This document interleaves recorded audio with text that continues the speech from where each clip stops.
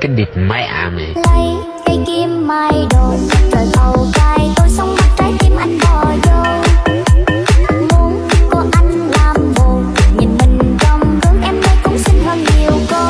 Nhà má mười mấy con ruộng nè, còn tía thì mấy con chuồng gà. Mình em thì lo sao hết, anh đây có duyên xin người qua. Mùa nước mình lấy chiếc xuồng treo, mùa nắng thì pháo xây dèo dèo. Một năm là gom đủ tóc cho hai đứa mua một sòn đeo. Nè gật đầu cho son xăng, nè gật đầu cho son xăng, năm mình làm đám cưới luôn. Hai đứa lên